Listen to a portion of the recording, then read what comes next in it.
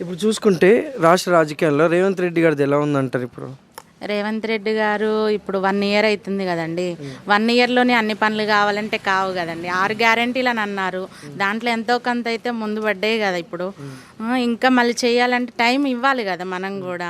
పైన ప్రభుత్వం చాలా అప్పు చేసింది, 10 సంవత్సరాలలో చాలా అప్పు చేసింది. ఆ అప్పు అంతా చూసుకోవాలి, ప్రజలను చూసుకోవాలి. ఇవన్నీ హామీలు నెరవేరాలంటే కొంచెం టైం పట్టిద్ది కదండి, కొంచెం టైం పట్టిద్ది కదా.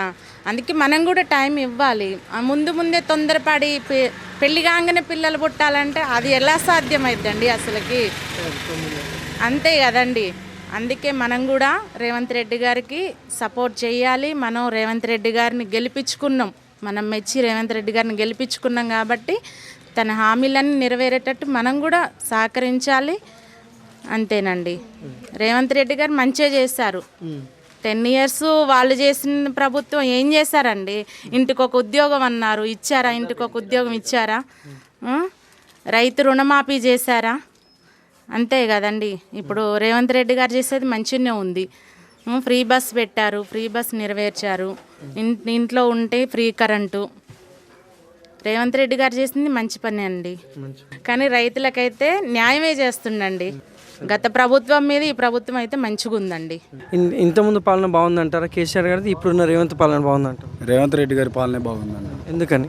ఎందుకంటే పేదవాళ్ళు కరెంట్ లేక కేసీఆర్ గవర్నమెంట్ ఉన్నప్పుడు కరెంటు బాగా ఇబ్బంది పెట్టేది. ఇప్పుడు రేవంత్ రెడ్డి గారు వచ్చినాక కేసీఆర్ కరెంటు ఫ్రీగా వచ్చింది. గ్యాస్ 500కి వస్తుంది. గతం గవర్నమెంట్ ఉన్నప్పుడు కేసీఆర్ గవర్నమెంట్ ఉన్నప్పుడు 1200 గ్యాస్, ఇప్పుడు 500కి వస్తుంది మాకు గ్యాస్. అందరికి వస్తుంది గ్యాస్. కరెంటు ఉచితంగా వస్తుంది. బస్సులు ఉచితంగా పెట్టిండు రేవంత్ రెడ్డి గారు, అది కూడా సక్సెస్ అయింది, మంచిగా ఉంది.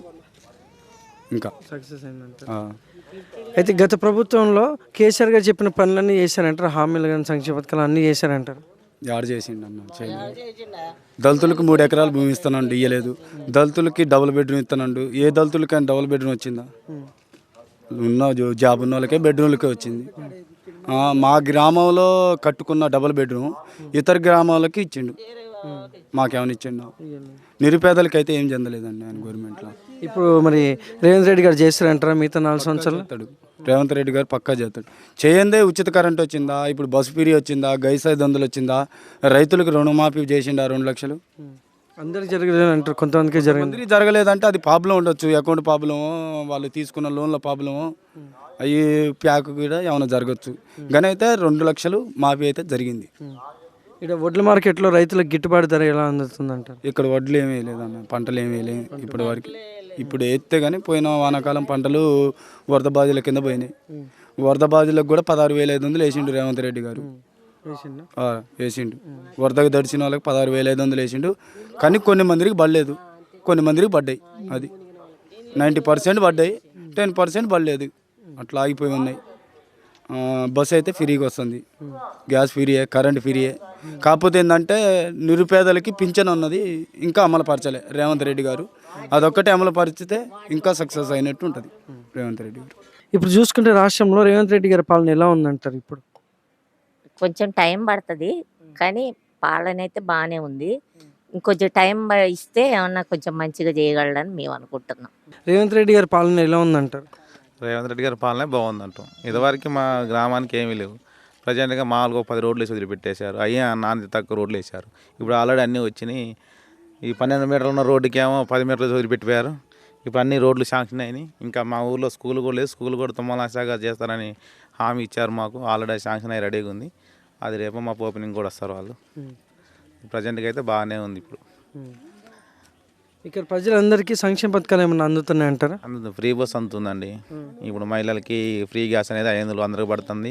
కరెంటు మీటరు, ఉచిత కరెంటు మీటరు 200 యూనిట్ దాటిన వాళ్ళకి ఫ్రీ కరెంటు పడుతుంది. కొంతమంది పడట్లేదు. అది ఎందుకు పట్టదని కొంతమందికి ఇక్కడ 2 మీటర్లు అప్లై చేసిన వాళ్ళు పట్టలేదు. ఇక ఒక్కళ్ళకే మీటర్ల వరకు పడుతుంది మ్యాక్సిమం. లేని వాళ్ళకి ఏంటంటే ఇక అక్కడ ఇక్కడ మీరు చూపింది కాబట్టి అక్కడ ఇక్కడ వల్ల ఆగిపోతుంది. ఇందిరా మిల్లులకి దరఖాస్తులు ఏమైనా చేశారా? చేశారండి, ఇందిరా మిల్లుకి చేశారు. ఇందిరా మిల్లుకి దరఖాస్తు చేసి ఇప్పుడు డిసెంబర్లో ఓపెన్ వస్తాయని చెప్పారు. అవి వస్తే దాన్ని బట్టి మరి ఎన్నో వచ్చే చూసి అర్హతలు అందరికి ఇద్దామని కూడా మేము కూడా అనుకుంటాను. అయితే ఇప్పుడు 2 ప్రభుత్వాలలో ఏ ప్రభుత్వం బెటర్ అనుకుంటున్నారు? మాకైతే రేవంత్ రెడ్డి గారి ప్రభుత్వం బాగా బెటర్ అనిపిస్తుంది. రేవంత్ రెడ్డి గారి పాలన ఎలా ఉందంటారు?